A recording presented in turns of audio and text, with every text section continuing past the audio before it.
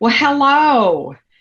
If it is Thursday at Entertainment at 1 o'clock Central Time, you know it is Think Tank Thursday, and I have lots of friends with us today. Can't wait to talk with you all about what we have to talk about. I think it's so relevant, and we've got the expert here, Jeff Chatterton, to talk with you about communication during this time. I want to thank our digital sponsors, Bowling Music Network, Redemption Plus, and brand new to our digital sponsorship is Simnox. And really want to just give a shout out to those companies and thank them. We are in a live webinar format today, and so we do have attendees that are with us in the webinar way.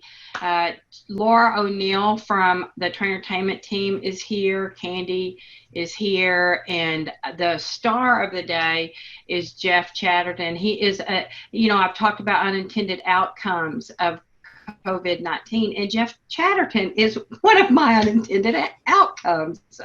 He's a new friend. If you're a Think Tank fan, you know we've been on about a year, and everybody interview I've been friends with forever, and Jeff is a new friend, and so I can hardly wait to make that a long old friend and know you more, and we're looking forward to knowing what you know today, Jeff. So with that, why don't you tell us a little bit about you and why you're here, and what intrigued you about doing this work with us? Yeah, let's be clear. Old friend depends on what side of the bed I wake up and whether I feel old.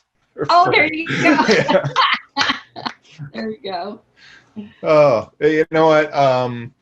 It's not funny, haha. It's funny, like, I'll grab your face and hang on. But I do crisis communications. I do crisis communications for a living, and I've been doing it for the better part of, far too long to admit publicly, but over 2 decades now.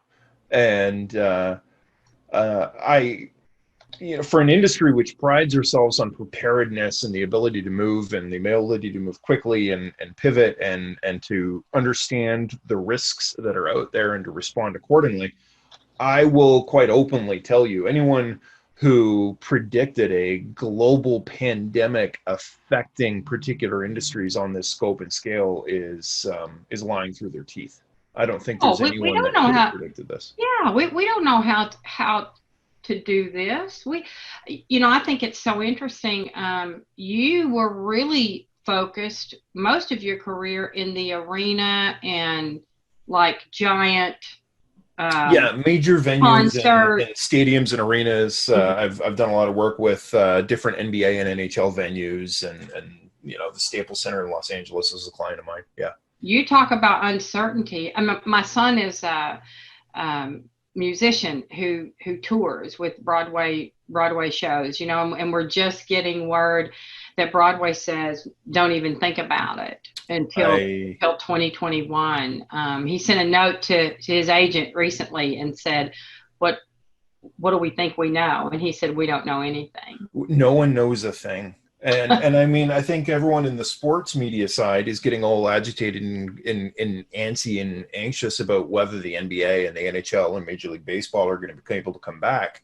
But what no one is really talking about is that the athletes may be coming back, but the economic side benefits from having 20,000 people come into a neighborhood and then leave again, and the restaurants and the hotels and family entertainment centers. Absolutely. All of those associated things. And it doesn't matter whether it's Broadway musicals, whether it's Taylor Swift to Garth Brooks concert, whether it's, a professional baseball game. They're not happening right now. And it's not the world as we know it. And we don't know what normal is going to look like in the future. So that's the big question then, right? How do these people, how do you encourage, what are you saying about how to communicate? What do we say to folks? I mean, that's it. I mean, do you want me to dive into my stuff? Dive in. Yeah, there we Dive go. away. Right. So let me share my screen here. Um, do do do. Listen, I will, and as you get going, the one thing I will say is you all, if you've got questions, I know Lou, I made it so you could talk. Laura, you and Candy both are able to talk. The rest of you, raise your hand, type a chat in. Jeff is perfectly fine, Laura, with us interrupting and trying to get in there what he's saying right there. Go ahead, Jeff. You got this. Exactly. Look, this is not meant to be formal. This is not meant to be a classroom. This is one guy who specializes in crisis communications, sharing his brain and the knowledge and the power and what I have found works and what I know works, and different thoughts and ideas and concepts and what I think you may be able to implement right now and in the future as the owner of a entertainment attraction. The big rule at the back end that I always like to mention is that you can heckle away, please, but I do heckle back, right? We're gonna have some fun. I can't see the comments as we go, but Beth and Laura have my permission to interrupt as you go. So if you have thoughts or questions, just jump in there. So I have four different. I call them, I hate calling them rules. I'm going to call them guidelines that I talk about when it comes to a situation like this. And the first one, if you pardon the directness of it, by the way, you'll discover I'm not politically correct. I'm correct. I'm just not politically correct. I do speak bluntly. But You're part Texan, aren't you? Yeah, maybe. Right. First rule when it comes to a crisis: embrace the suck. Yes, I get it. It sucks out there. It is miserable, but there are some fantastic opportunities if you keep your eyes open. If you're able to play the long game. If you're able to figure out where it is you want to go. The example that I like to give to different audiences and to different people is that it's a lot like a curb on the road that you hadn't anticipated coming. And I think that's what's happened right now is everyone's been driving along in this road race of life, and this massive curve jumps out on the road, and they weren't prepared for it. And when you hit a curve and you're not prepared for it, bad things happen. And everyone feels like this guy right now. They just feel like their entire world has turned upside down. They're sitting there crawling out of the wreckage and going, what the heck just happened? How on earth are we dealing with life right now? But as anyone who's a motorsports fan will tell you, that's not the only way you can attract a curve. In fact, you win a race by being able to go around the curves better than anyone else. And if you have the ability to anticipate, the ability to react, the ability to move quickly, the ability to counter and to move and steer in different directions that you hadn't seen coming, it's an amazingly powerful tool. And that's what we're looking at right now. This is stuff that no one covers in traditional business school. Everyone in business school talks about things like return on investment and ROI and bottom lines and earnings and price ratios. They don't talk about how to completely change your business plan in less than 2 months. And that's what the entire world is facing right now. So one of the things that I've been out there. I've been talking to entertainment center owners and senior executives and everyone from the bowling alley and the family putt-putt place to major amusement parks. And what I've seen is scary. This may be you at some point. You have to ask, is business down? And some of the people I've talked to said that business is down, and they're lucky if it's only down by 70%. Some attractions are completely shut down and still not open. The employees don't want to come back. for a number of reasons. Either they're making more money on unemployment, maybe they don't feel safe to return. The future bookings, what future bookings? The bookings are gone.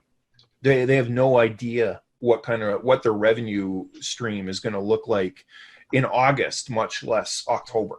Yeah. You know, frankly, the problem is that now it's gotten personal. I'm talking to business owners, and the uncertainty is having an impact on their health. It's affecting their sleep. It's affecting their home life. They're fighting with their spouse more. They're not sleeping. They're staring at the ceiling at 3 a.m, wondering what on earth they're going to do next. And it's a horrible, horrible place to be. But I've got good news, because, you know, decreased bookings is not the problem. Decreased bookings is merely the symptom. The problem is simple. You're not trusted. This whole thing revolves around, can you get your stakeholders to trust you? See, the problem is that most tourism attractions are really, really awesome at promotion. They're great at coming up with creative promotions. They've got an email marketing campaign that says, you know, do this, get 2 free. You know, they have all of these things going on, but no one plays defense. No one has had to put together a plan to reach out to their stakeholder list. A lot of people don't even know what their stakeholder list is. Mm-hmm. When you put this all together, when you have the right process in place, it's game changing. You just need the right process. When you have the right process, the money flows in. It's a lot more predictable. It's steady. You can tell, okay, things are rough, but at least I know I've got X and Y happening in August, and maybe A, B, and C is going to happen in October. Mm-hmm. You have a plan for handling that growth, and you can start to anticipate and to dive into those corners, rather than merely scraping and holding on by your fingernails and trying to survive. When you've got that plan, it makes your communications a lot cleaner, a lot more effective. So the first job here is, look, understand it sucks. You need to embrace that suck, right? So when you do that and you start to realize all you need right now is a plan. You need a bounce back plan. And the plan is to bring them back. But the first question I ask when I hear, okay, we need to bring them back, is, who is them? Mm-hmm. Because a lot of people say, oh, we need our customers. But there is no such thing as a customer, right? And frankly, sometimes the problem isn't lack of customers.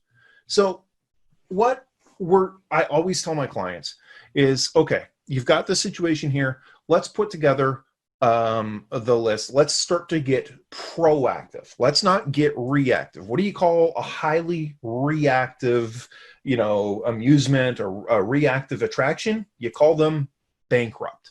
It's not going to work. You have to be out in front. You have to anticipate these curves. You have to understand, okay, this is what's going to happen. People are going to react this way. Here's how we are going to do that. And so what I'm strongly urging folks is, don't react to the news. Proact to the news. So I call it the plan or die move. So what the first thing we need to do is start to prioritize your stakeholders. It's not just about your customers, but you're going to do this, and you're going to do it formally. And by formally, I don't mean like exhaustive or spending a lot of money or spending a lot of time. I just want you to write them down. We're going to do, I'm going to walk you through a very specific process that I've done and I continue to do with people that I know works. We're not going to do it today. I think we're going to look at this a little bit more formally on the recovery lesson that's scheduled for week 3.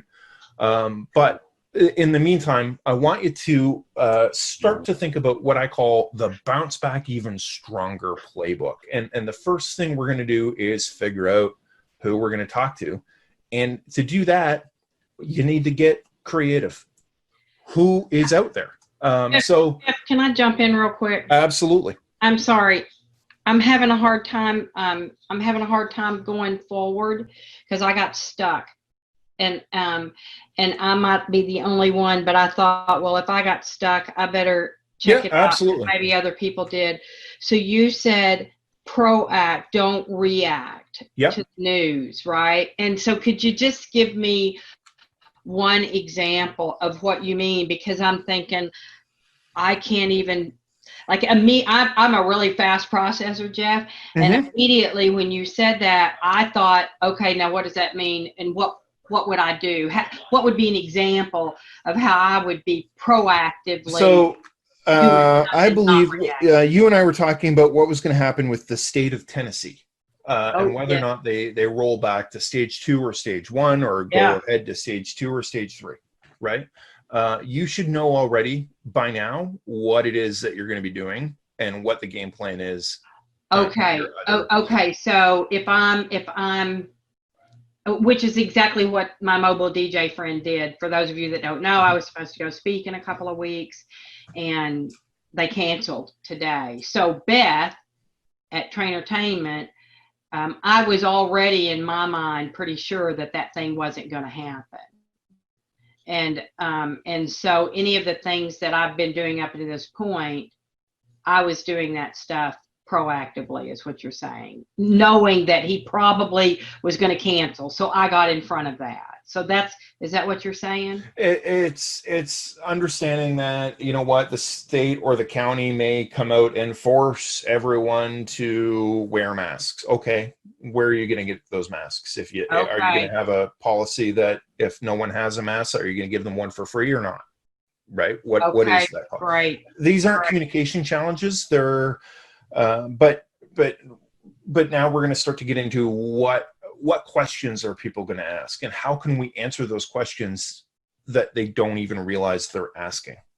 Perfect. Okay, Right. good. I'm sorry about that. Yep. I was like, man, if I'm hung up, I wonder if anybody else is. That's why I stopped going. I didn't No mean to one claimed I'm interrupt. smart. This is all. But, and I always think I am pretty smart, so I knew I was having a problem. All right. So chances are good if they have some familiarity with you, that's a step in the right direction, but you need to prioritize who you're going to talk to. And like I said, don't get too hung up on this. We're going to go through this in a little bit more detail in week 3, but you're going to write it down and figure it out. And for that, you need to get creative. So everyone thinks that when it comes to recovery, when it comes to how on earth we're going to do this without people getting upset, that we just need to talk to our clients. And your clients are one little tiny sliver and a fraction of the different stakeholders that you've got out there. Just in a couple of minutes, I got to think, okay, so you've got your past customers, but you also have your future bookings. Then you've got, okay, well, what about your competitors? You know, is this a time to be putting together a joint statement or not? Maybe it is, maybe it isn't, but I'd rather you think about it and not do something than not think about it. Are there different charitable partners, boards of education, different church groups?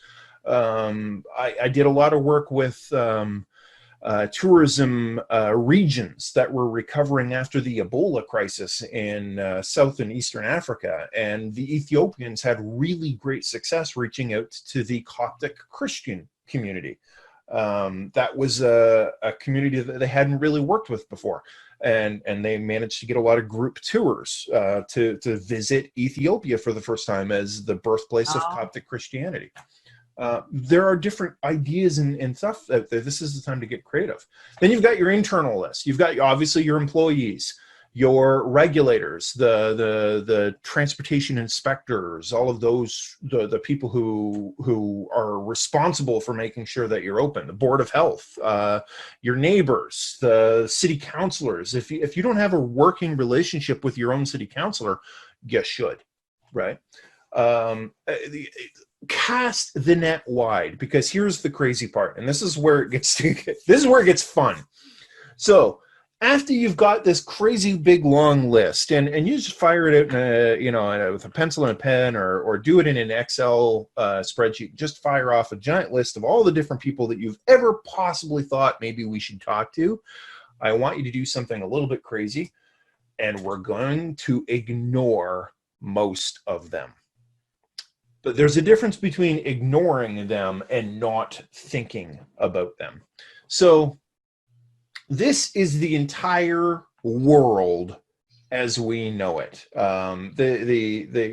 Take a look at your average, I'll call it Jeff's Bolorama. And if I have Jeff's Bolorama, I've got, I'm going to work from the bottom up because it's easier to explain. So supporters love me. This is that purple group. I'm not sure if I can even pull up. I used to be able to make a laser pointer, but I can't make it here on my computer. But so supporters love me. They're like my mom, right? Doesn't matter what I say or do, they will be with me through thick and thin. Then you've got sympathizers, and that's the green group. And they like me a lot. They're public, they're engaged, they like me, they're part of my army. But every now and then, if I say or do something stupid, they're going to tell me about it, and they're going to tell me about it publicly. But for the most part, they're with me. This would be my spouse, right? One's your mom, the other one's your spouse. Right? Gotcha. Then you've got straddlers. Straddlers have no idea you exist. They may have been to your facility once in the past, but otherwise could not care less. It's now take a look at the percentages here. Supporters, about 1% of your universe. Sympathizers, 3%, maybe at best of your universe. Straddlers, 95% of your audience. That's, people are driving by, people who see the sign but don't care. That there's a lot of people out there.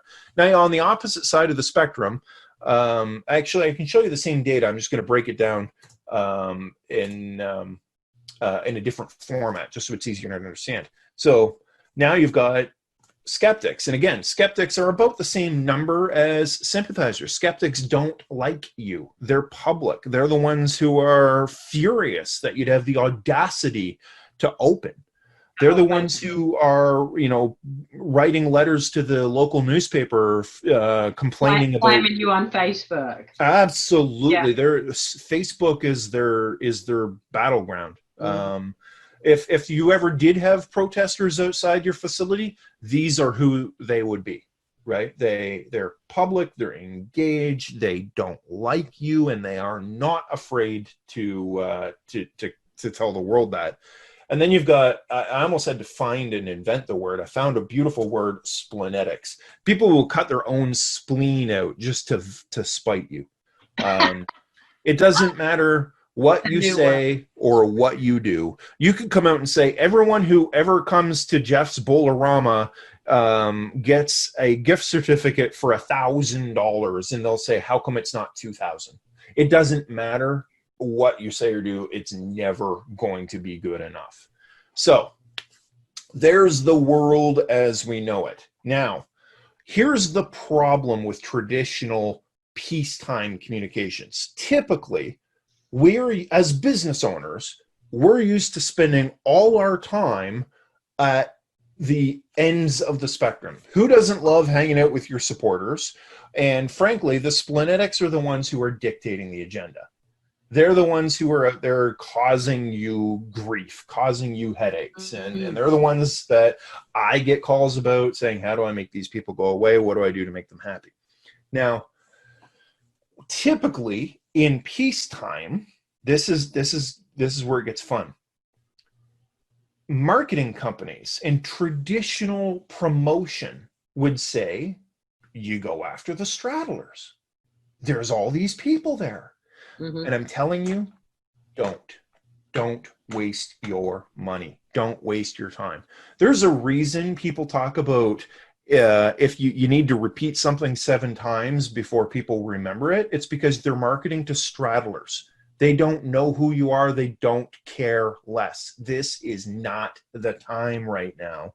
Where we want to go, what we want to do is we're going to spend 100% of our communications energy focused on only one particular audience. And we're going to go right after the skeptics. You can't go after the splenetics because, like I said, it doesn't matter what you say or do. They'll never support you anyway. But the skeptics are the ones who are asking really tough questions. They're the ones saying, how dare you open? How come you are prioritizing profit over safety?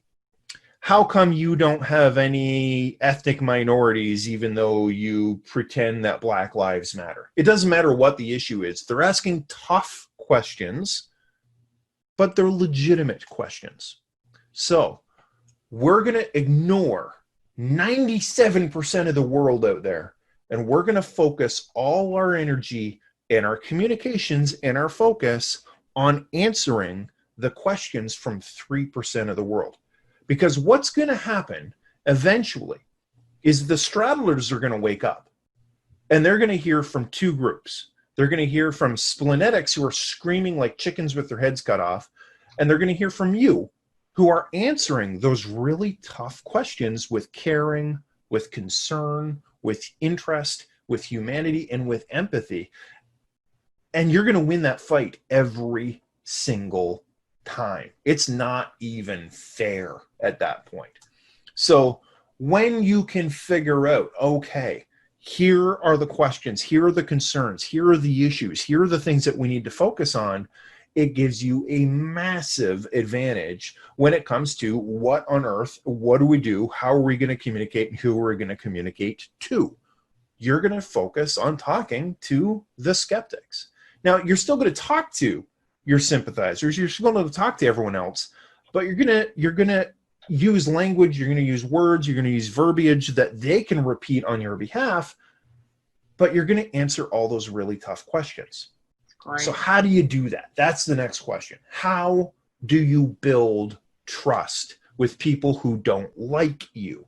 So the next rule when it comes to crisis communications, forget about facts.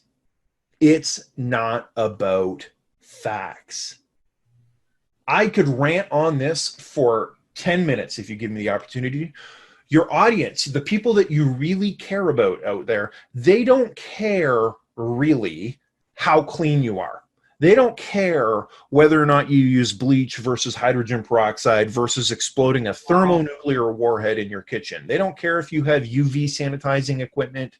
They don't care if you only allow one person per hour into your facility. They don't care. They may ask questions about that, but they're not really asking questions about that. What they're asking is, can I trust you? Yeah. Can I trust you with my family? Can I trust you with my wallet? Can I trust you with the safety of the people that I love?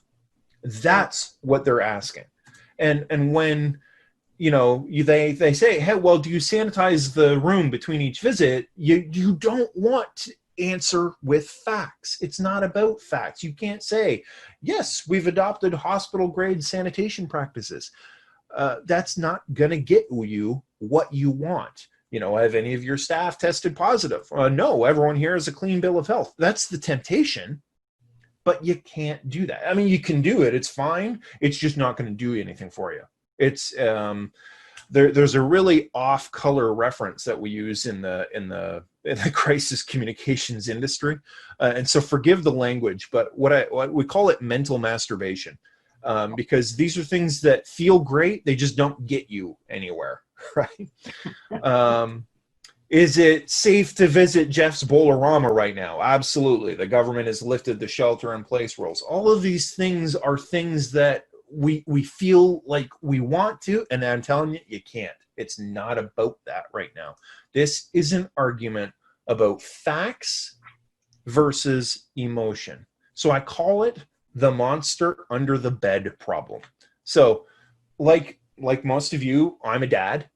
My guys are a little bit older right now. I have a 12-year-old and a 10-year-old. So they're not as worried about monsters under the bed anymore. But when I had the 6-year-old, every now and then about 1 a.m, I'd get a frantic, tug on the blanket, and Logan would be at my side saying, Dad, I'm worried there's monsters in my bedroom. So as any parent knows, you've got two potential responses here. You can, shove them out of the way, say, that's stupid, there's no such thing as monsters, go back to sleep. Which is a legitimate, fact-based response. Or you can walk him back upstairs, give him a big squeezy hug, hold on to him, point out that he lives in a totally safe house, that daddy's there to keep him safe, and that no matter what happens, we're there for you, and you can sleep soundly now, right? That's not a fact-based response. That's an emotion-based response. But you tell me which one's going to work better, right?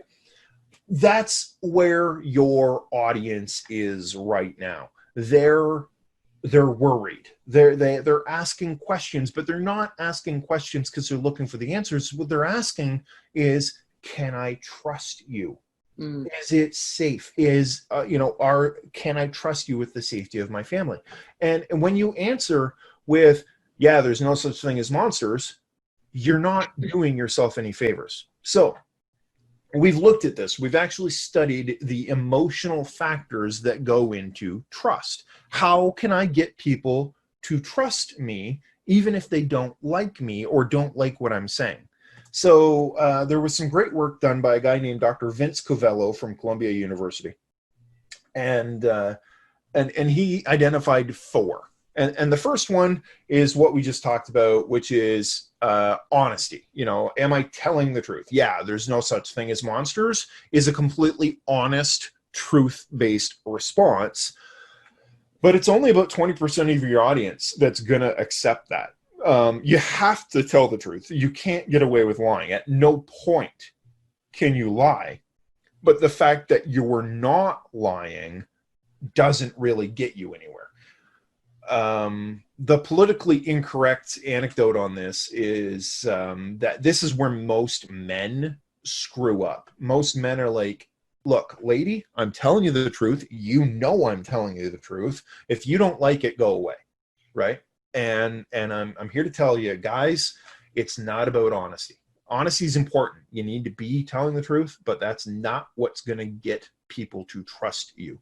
You know what, Jeff, we would say in our business coaching world, we would say that honesty is a rule of the game. Like if you're talking about developing trust, well, this isn't even it's not a law. It's not a value. It's just it's table stakes. You can't get there if you're not being honest. Yeah. You're not allowed to even sit down at the table. Right. Yeah. Right. Absolutely. So then there's, okay, what else is there? Okay, well, do I actually know what it is I'm talking about? Yes, everyone acknowledges that I'm telling the truth. And by the way, I have a doctorate in virology and sustainable tropical diseases from the University of Tennessee, whatever. I am the world's leading expert in COVID-19. Everyone acknowledges I'm telling the truth. Expertise is only about 15% of the pie. Wow. So here you are, the world's leading expert on amusements and attractions and safety and sanitation. Everyone acknowledges they're telling the truth. You've only got 1/3 of your audience.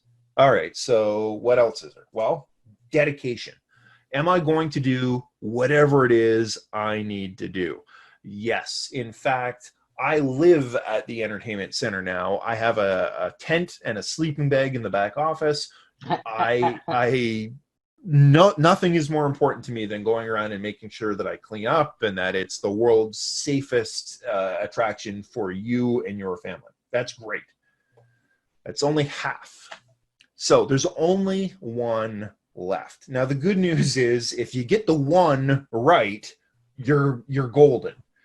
But if you get it wrong, you're dead in the water. And anyone who's been hanging out with me for the last 3 months knows what that one giant, massive emotional need is. And that's all about empathy. Do they know that you know how they feel? That's so critically important right now. They need to know that you know they feel scared. They need to know that they feel taken advantage of if you've changed their rates. They need to know that they feel whatever it is that's going on. And if you can say, look, this is what's going on, and we've asked ourselves those same questions, and here's what I can tell you. It's like, I call it fire retardant foam. When you have good empathy, and there is no such thing as too much empathy. When you have good empathy, right now, your room is on fire. And what I've seen, and what I've seen across the industry, is people desperate to jump in there and with hammer and nails and plywood and start fixing the room. There's fire damage. We need to fix the room, but the room is still on fire. You need the fire extinguisher. You need to put the fire, you need to just calm down the smoke, calm down the energy, calm down the heat and the flames. And then, and only after you've hit the place with the fire retardant foam and the extinguishing foam and calmed everything down, then you can go in with the hammer and the nails and the drywall and fix what has been hurt. But you need to put the fire out. They need to know that you know how they feel. And there are good ways to do that. There are bad ways to do that. And everyone knows the worst empathy statement in the world is, I know how you feel. Mm-hmm. You can't do that, obviously. I'm concerned about the virus too. It's a really shitty empathy statement. Sorry for my bluntness. Look, you have a right to be concerned about coronavirus. Bad empathy statement. I share your concerns about reopening. Horrible empathy statement. The problem with all three of these, by the way, is that they're focused on facts. They're focused on the facts of coronavirus. They're focused on the facts of reopening statistics. That's not what we're here to do. We're here to explain that we understand how they feel. My favorite empathy statement on earth, and it's the one that works for me, but everyone is different. But the one that I love is, you know what, Beth, I've asked myself the very same question you're asking me now. Mm. And I've looked into this because I know that it's important to you. Here's what I can say. Jeff's Bolorama is open because we're safe and we're ready to take on an increased passenger load, or whatever the we're going to talk about proper messaging, the actual words that we're going to use next week. This is more understanding the framework on how we're going to take this. Well, I think, Jeff, before you give us this next one, I think Laura had a question. Yeah. Well, I was just going to kind of reiterate in that first column, most of those statements are really all about you, as opposed to being all about the person in front of you. And while the ones on the right still have the I in it, when you say, I've asked myself that same question, you're really still saying the same question you, person, just asked. And so you're making it about them as opposed to about you. Because that's what this is about. Right. It's not about you. It's about them, and it's about their emotions. Yeah. True story. I was actually doing a version of this speech in Des Moines, Iowa. I had been called to go attend the Balloon Federation of America. I do a lot of work with hot air balloons. And so they said, can you come and speak to the Balloon Pilots Association? I'm like, sure, that sounds like fun. And so I'm in Des Moines, and there's not a lot with respect to anyone who's listening who may be in Des Moines. It won't be a surprise to know there's not a lot to do in Des Moines. Now, that's not true. There's a great casino. Honestly, the highlight of that trip on the way out, there's a gift shop at the airport that says Des Moines. It's French for the Moines. We have lots of favorite customers. A Great Escape is there. There's lots of stuff in Des Moines, but continue. Des Moines, wonderful people, very friendly people, and I would happily go back. It is the epitome of the Midwest. But So I do this speech. It was great. There were probably 300 people. They were literally sitting on the floor around my feet, all lining the walls. I felt like a rock star. I'm impressing upon them the importance of empathy. I said to them, look, if I run into you in the street 10 years from now and you only remember one thing, please let it be empathy, empathy, empathy, empathy.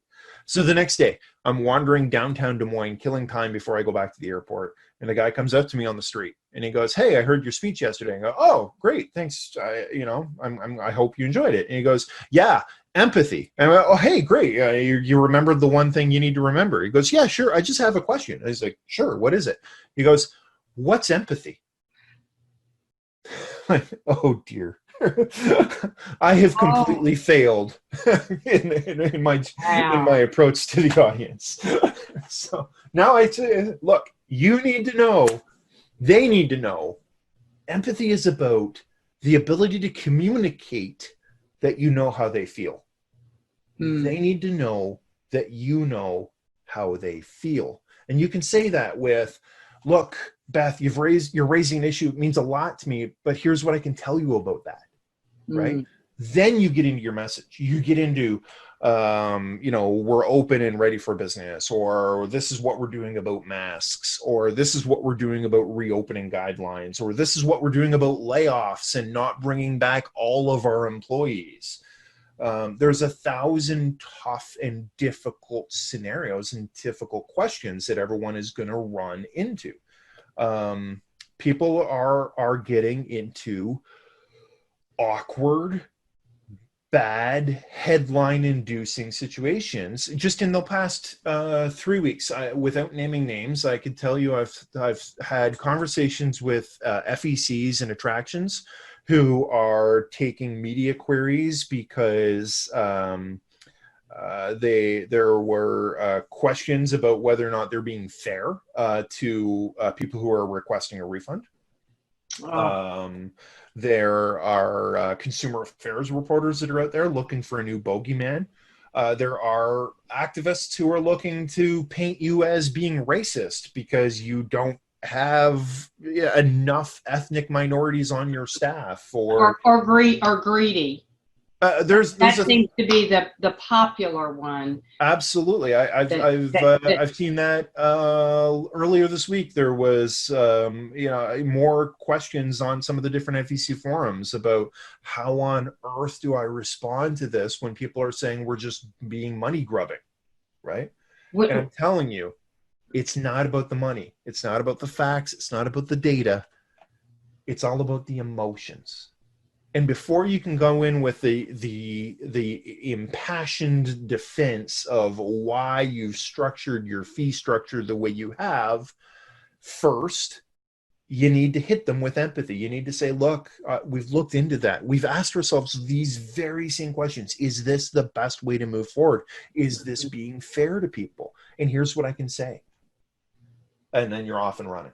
Right. That's when you can, that because immediately I and you know me enough in a short time to know how excited I can get about things, and immediately I want to respond to that greed thing, like, don't you understand that I've got the state is forcing us to do this. I've got 25 people that their families, livelihoods. What about the fact that I'm trying to feed people, not be greedy, and it'll cost me more to be open than to be closed, but people don't care. That's a you problem, not a them problem. That's exactly right. They do not care about that stuff, and even though the business owner wants somebody to feel sympathy and empathy for their plight, they won't listen to us. No. If we speak in that way, will they? You need as much empathy as you can find. So how do you get that? Look,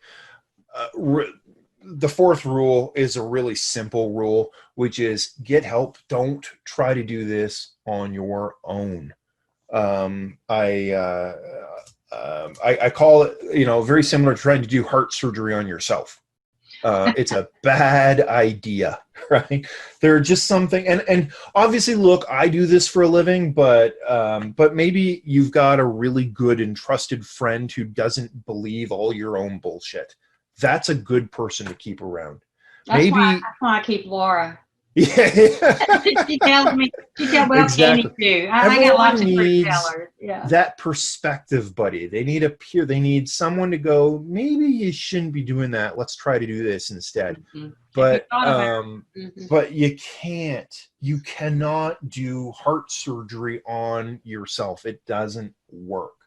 So the only thing I'm going to pitch at you, that's not even a pitch, but is to say, look, if you're sitting there and you're going, yeah, that makes sense, but I have questions about this, or, okay, I get what you're saying, Chatterton, about, empathy, but what on earth do we tell people? Or, hey, you totally forgot what on earth I'm going to be able to tell the state regulators, or whatever else is going on. Here's the opportunity I'm going to pitch at you. So I've set some time aside. If you want to sit down with me face to face, we'll hop on Zoom. You can tell me all about your situation, and I'm going to give you some quick crash course. All right, try this, don't do this. This is how this is going to work, and this is what you want to do. Because every situation is different. I'm happy to take all the questions we can take on right now, but there are some people who I know are going to have some sensitive business information. I want to honor that. I want to respect that. So if you'd rather talk to me one-on-one, go to bookwithjeff.com.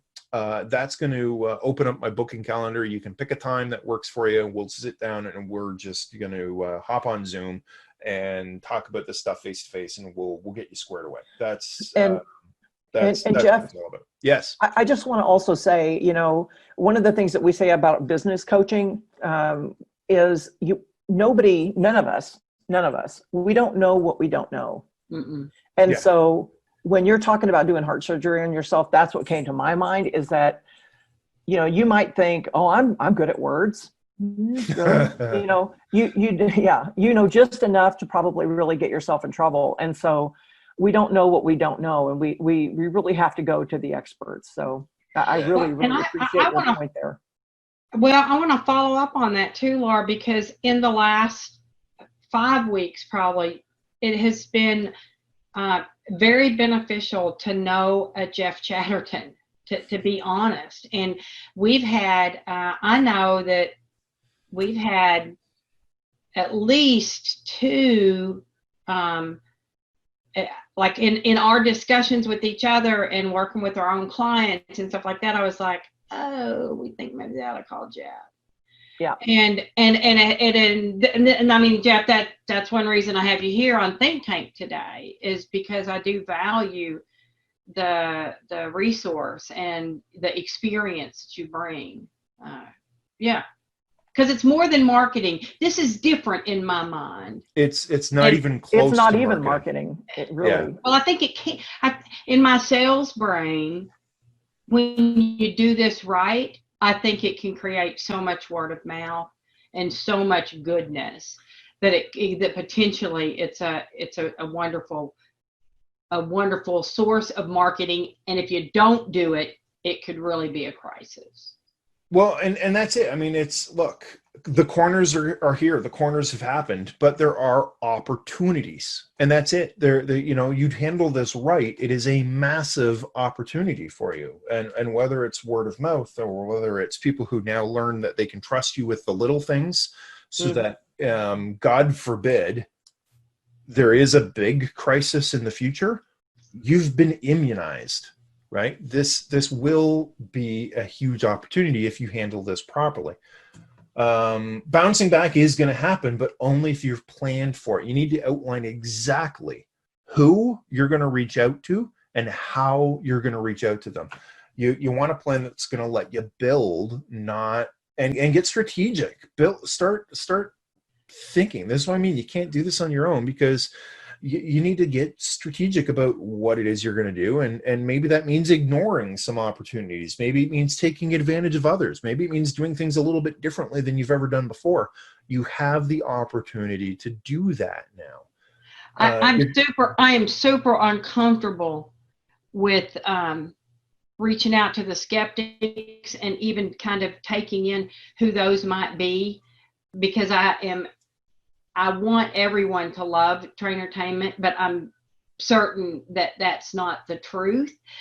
And I'll tell you, Jeff, what really stood out for me is I've never embraced the skeptics. I don't even like to think about the people who are skeptical of what it is we do. But I think we got to do that. I think I got to find those people and I got to talk to them. Well, and maybe it means not explicitly talking to them, but talking through them. When you're communicating on your Facebook post and you know that people are saying, well, you know, Beth's a con artist who only wears blue T-shirts. I'm completely coming up with stuff off the top of my head here. And so the next time you're taking a Facebook post, you could say, so I was, looking at my drawer full of blue T-shirts and thinking, you know what?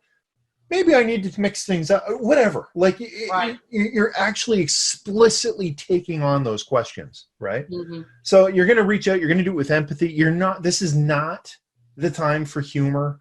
This is no catchy slogans. You don't need the funny ads right now. You do that, you're going to get slaughtered. You need to empathize with a timid audience and don't try to do it on your own.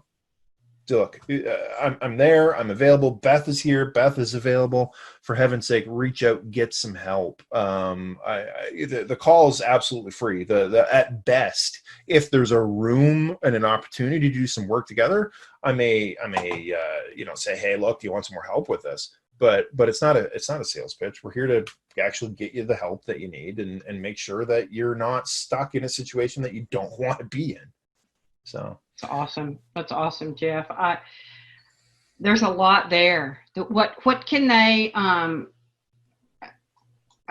like anybody to type in any questions that you have. I know we've had some Facebook folks that have been involved here.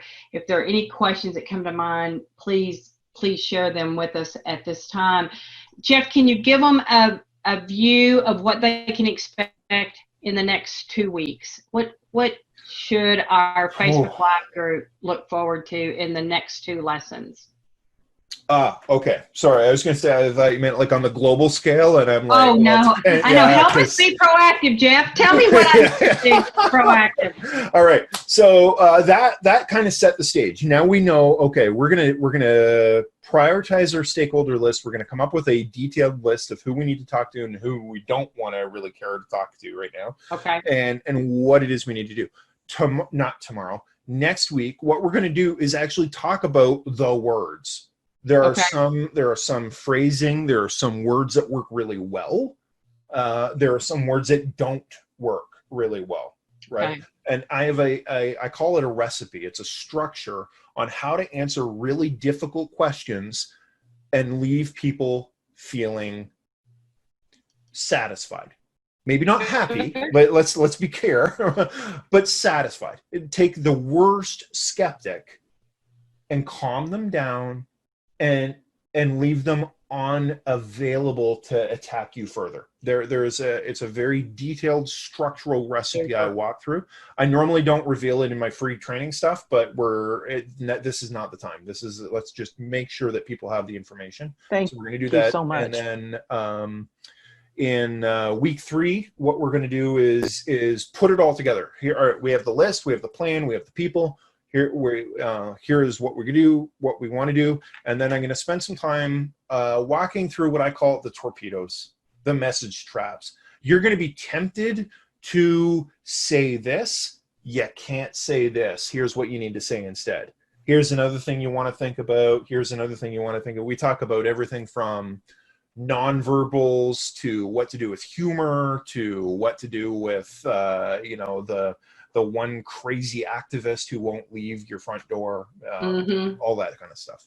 Great. Well, I can hardly wait. I'd love those of you that are attendees, if you just want to type in your chat box what was the favorite thing you got out of this, we would love it. And just as an update, ThinkTank Thursday, we are absolutely live today, and you can see it. We'll be absolutely live next week on Thursday.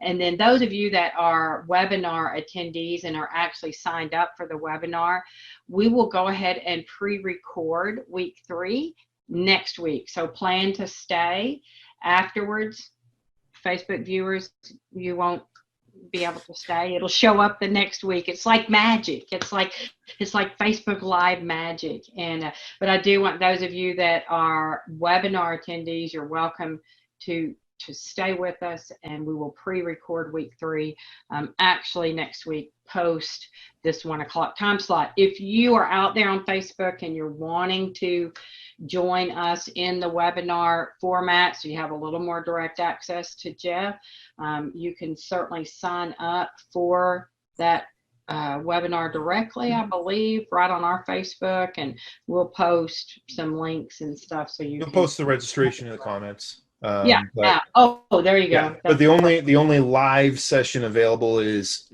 Thursday, July 9th. Because we're going to go from 1 to 2 for week 2, but then in the magic of multimedia, we're going to pause 5 minutes, and Jeff's going to go get a glass of water, and then we're going to come back and do week 3. That's awesome. And Jeff, would you give your book a time with Jeff website again? Book with Jeff. Bookwithjeff.com. If you just go to bookwithjeff.com, that'll open up my booking calendar, and I'm happy to sit down and chat with anyone who wants to kind of walk through their own particular situation. That's Wonderful. awesome. Thank you. I'll put it right there. Wow, this is so great. Lewis Sims said, "Embrace the suck." That was the thing that will stick with him forever. So he, that's probably a theme for 2020. Yeah, that could be the 2020 mantra. It's true. I should get T-shirts done up. Yeah, you should. Listen, that could be a business that will thrive right now. So, well, you guys are great. Jeff, you were wonderful. I made notes. My whole day page planner got loaded up with this stuff I got to know. And I have a new word, splenetics. Anyway, splenetics. There we go. So from now on, I'll know those people that I'm never going to win over. That's them, huh? Yeah, that's them. Okay, that's them. All right. Well, great. Look forward to next week, and thank all of you. And rock on. Thanks so much. Going to be catch you next week. Plan what goes on tomorrow. All right. Bye. Cheers. Bye-bye.